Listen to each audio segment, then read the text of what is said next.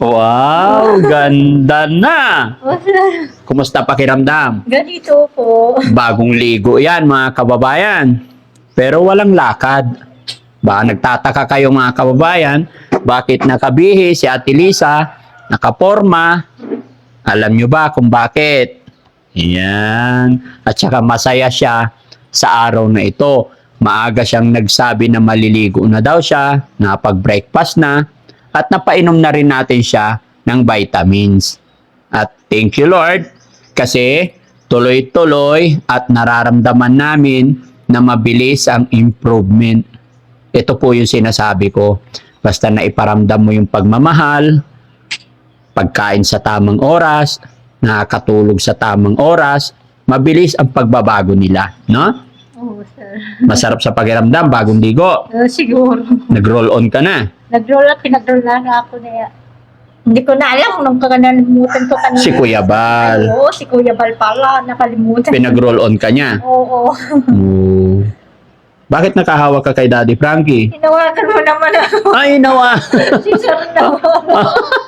Oh, tinaya, hinahawakan ko daw, pero siya nakahawak. Walang problema yan. Oh, sige. Importante, gagaling ka na. Oh, sige. Pero alam nyo ba mga kababayan kung bakit nakabihis si Ate Lisa?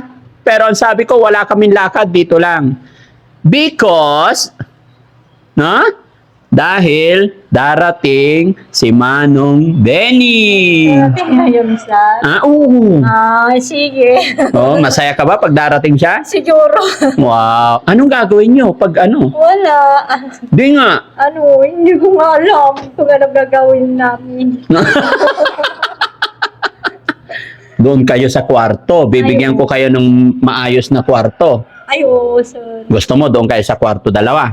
Oo, sir. Magdamag. Oo, sir. Para ma-feel naman ni Manong Benny yung asawa niya. Ma-feel mo rin, no? Ayun. Para maalala mo na yung... Ay, oo, sir. Oh, gusto mo na bang bumalik sa dating ikaw? Oo, sir. Yes, very good. Ang ganda na, no? Oo, sir. Excited na ba ang lahat mga kababayan? At malalaman din natin mga kababayan, makikita rin natin kung ano ang magiging reaction po ni Tatay Benny pag nakita niyang ganito na yung pagbabago ni Ate Lisa.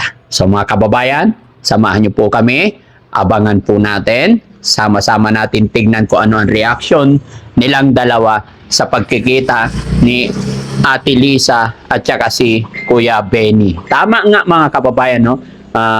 Mga bata pa naman si Ate Lisa. So from now on, Ate Lisa na lang itawag natin, guys.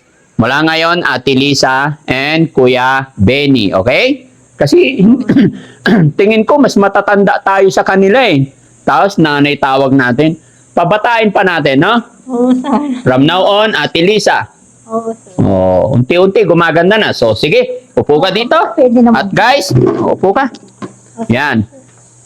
Wow, Pilipinang Pilipina. No? So abangan nyo mga kababayan kung ano ang reaction ni Kuya Benny at ni Ate Lisa sa kanilang pagkikita. Maraming salamat. God bless. At pupuntahan namin ngayon si Kuya Benny. Thank you po.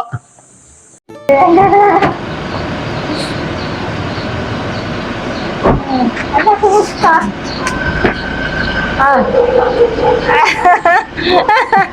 Okay naman.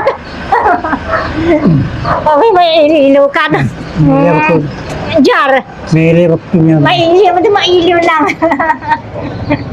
Sige. Ano mo rin na? Ano, kumusta? Kumusta yung malayo? Kilatan. Kumusta diyan na mo ngayon? Nagdida, pinanawag surat dyan. Ano ko pa na? Muda nga mic to. May naglaminis mo timang. Ang binay. Ano na? May limang garaw. Mailiw lang ka. Yung makapatpati ni sir ka. Sa saba mart. Sige. Naglaminis si ma'am ni. Siguro ka, di ko sa mamang binay. Nagdigusot na bagong mic to. Sige. Sige. At tugo. Sige.